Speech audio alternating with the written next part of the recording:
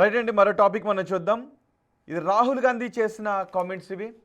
రాహుల్ గాంధీ హర్యానాలో ఓట్ చోరీ గురించి మాట్లాడుతున్నారు. మరోసారి ఈసీపై సంచలన ఆరోపణలు చేశారు. హర్యానా ఎన్నికల్లో ఓట్ల చోరీ జరిగింది అన్న రాహుల్ 25 లక్షల ఓట్లు చోరీ అయ్యాయంటూ ఆరోపించారు. రాహుల్ హైడ్రోజన్ బాంబుకి ఈసీ రియాక్షన్, పోలింగ్ బూత్లోని కాంగ్రెస్ ఏజెంట్లు ఏం చేస్తున్నారు అని ప్రశ్నించింది. అలాగే ఎస్ఐఆర్ను రాహుల్ వ్యతిరేకిస్తున్నారా, మద్దతు ఇస్తున్నారని కూడా అడుగుతున్నారు. అంతేకాదు, బ్రెజిల్కు చెందిన ఒక మోడల్కి అక్కడ మల్టిపుల్ ఓట్లు ఉన్నాయి. ఇక్కడ ఆమె బ్రెజిల్ పౌరాలు, కానీ ఇక్కడ ఆమెకి ఎలా ఓట్లు వచ్చాయని దాని మీద సోషల్ మీడియా ఇన్ఫ్లుయెన్సర్ ఆమె కూడా బ్రెజిల్కి చెందిన ఓటర్ కూడా రియాక్ట్ అయ్యారు. నన్ను భారతదేశంలో సెలబ్రిటీని చేసేసారంటూ కూడా రియాక్ట్ అయ్యారు. సో దీన్ని నాగేశ్వర్ గారు దీన్ని ఎలా చూడాలి? ఇది కావాలని చేసినటువంటి ఒక ప్రక్రియగా చూడాలా, లేదు ఎన్నికల సంఘంలో ఉన్నటువంటి ఓటర్ లిస్టులో ఉన్నటువంటి ఒక లోప ప్రక్రియగా మనం చూడాలా?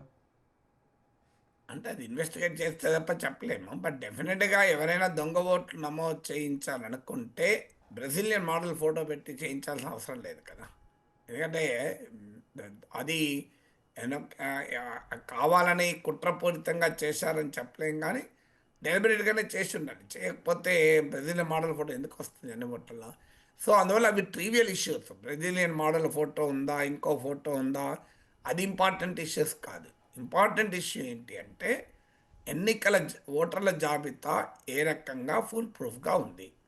ఇప్పుడు రాహుల్ గాంధీ తాజా ఆరోపణలు ఏంటంటే 25 lakh అంటే రిపిటేటివ్ ఓటర్స్, డూప్లికేట్ ఓటర్స్, లేదు మోర్ దెన్ వన్ ప్లేస్లో రిజిస్టర్ అయిన వాళ్ళు, ఇలా ఉన్న వాళ్ళు 25 లక్షల మంది ఉన్నారు. సో ఈ 25 లక్షల మంది గనక ఓట్ చోరీ జరగకపోతే మేము గెలిచే వాళ్ళం అనేది రాహుల్ గాంధీ వాదన. ఎందుకంటే హార్డ్లీ ఇప్పుడు మీకు బీహార్ ఎన్నికైతే లాస్ట్ ఎలక్షన్లో 12,700 ఓట్ల తేడాతో గెలిచారు. మీకు రూలింగ్ ఎన్డీఏకు ప్రతిపక్ష మహాగఠబంధన్కు టోటల్ ఓట్లలో తేడా కేవలం 12,700 మాత్రమే, 12,700. అలాగే లిటిల్ ఓవర్ 1% తేడా మాత్రమే హర్యానాలో. అంత నారో మార్జిన్తో ఎన్నికలు జరుగుతున్న సమయంలో ఏమవుతాయంటే కొన్ని ఓట్లు మ్యానిపులేట్ అయినా కూడా ఫలితాలే మారిపోతాయి. సో అందువల్ల డెఫినెట్గా ఈ ఓట్ చోరీ క్యాంపెయిన్ ప్రజల్లోకి కూడా బాగా వెళ్ళటానికి కారణం అది. సో మరి ఇది నిజంగానే జరిగిందా? ఇప్పుడు ఓటర్ల జాబితాలో ఉన్న ప్రతి తప్పును కుట్రపూరితంగానే మ్యానిపులేషన్గా జరిగిందని కూడా కంక్లూడ్ చేయలేము. ఓటర్ల జాబితాలో చాలా తప్పులు ఉంటాయి, అందులో అనుమానం లేదు. సో ఓటర్ల జాబితాను సరిచేయాలన్నది నిజం, దాంట్లో డిస్ప్యూట్ లేదు. కానీ ఓటర్ల జాబితాలో ఉన్న తప్పులన్నీ ఒక పార్టీ మాత్రమే చేయించి తనకు అనుకూలంగా ఓట్లు గుద్దుకుంటుందని కూడా కంక్లూజన్ చేయలేం. సో ఆ కాజ్ అండ్ ఎఫెక్ట్కు కరెక్ట్గా కొరిలేట్ చేయలేం కూడా. రాహుల్ గాంధీ కర్ణాటకతో మొదలైంది, ఇప్పుడు మహారాష్ట్ర, తర్వాత ఇప్పుడు లేటెస్ట్గా హర్యానా. ఏం సాధించగలిగాడంటే ఒక పబ్లిక్ పర్సెప్షన్ అయితే క్రియేట్ చేయగలిగాడు. ఏంటంటే బీజేపీ ఆడడం లేదు. ఎందుకు అంటే దీనికి కారణం ఎలక్షన్ కమిషన్ల నియామక ప్రక్రియలో చట్టాన్ని సవరించి ప్రభుత్వ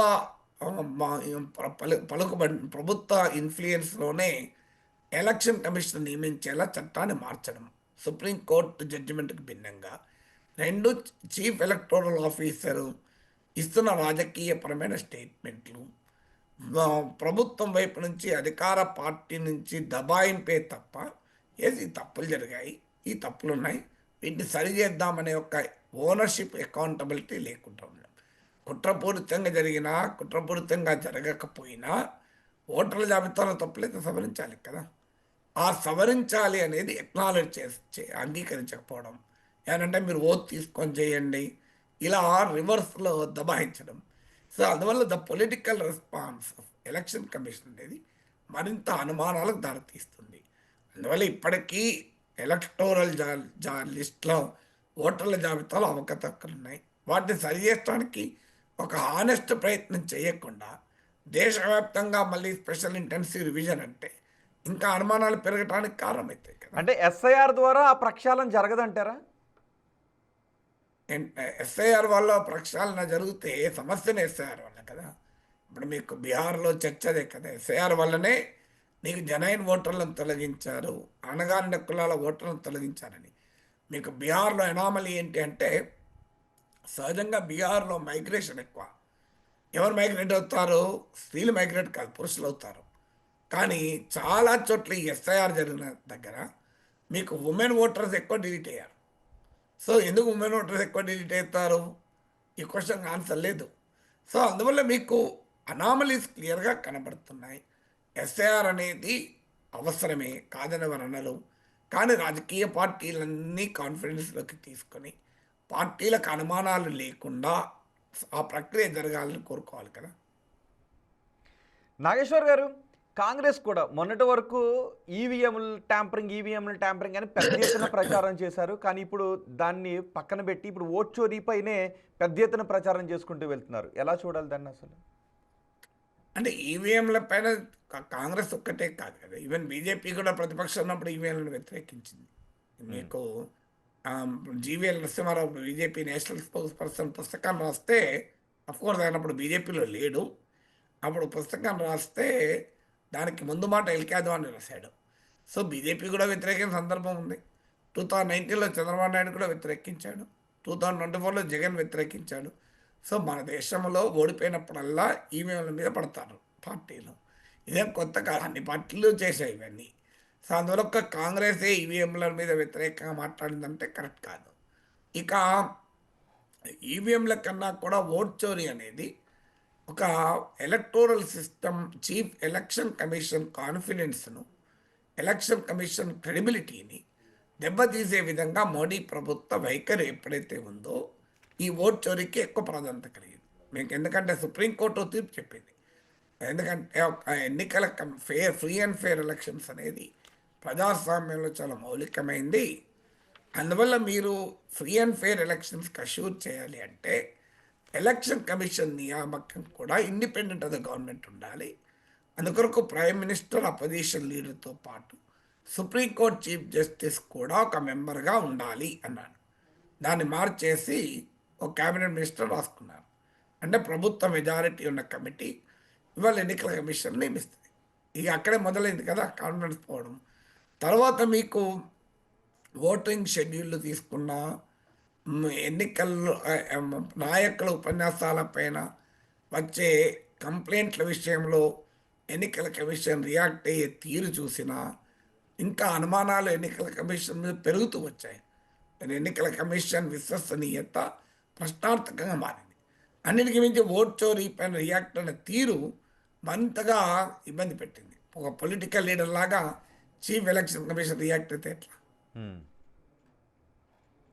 రైట్. అంటే ఈ ఓటర్ల జాబితా ప్రక్రియ విషయంలో ఎన్నికల కమిషన్ ఎలాంటి జాగ్రత్తలు తీసుకోవాలి? ఎందుకు ఇది దశాబ్దాలకి ఇలాగే జరుగుతుంది, సంవత్సరాలుగా ప్రతి ఎలక్షన్కి ఇవే రకమైన ఆరోపణలు వస్తుంటుంటాయి, కానీ మార్పు మాత్రం ఎక్కడ వస్తున్న పరిస్థితి కనిపించట్లేదు?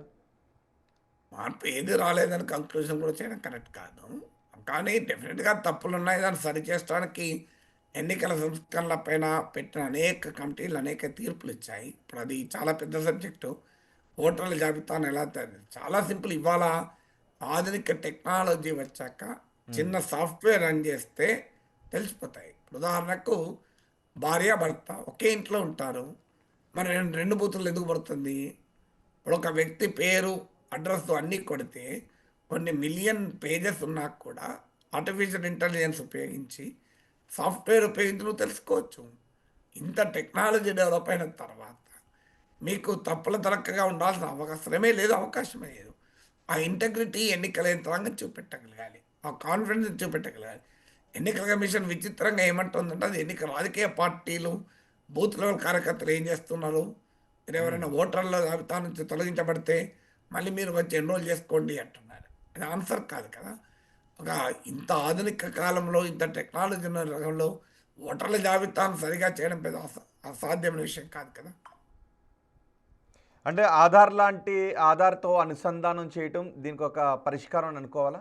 అంటే ప్రతిదాన్ని మనం ఇప్పుడు ఒక ప్రోగ్రాంలో దాన్ని మొత్తం చెప్పలేము.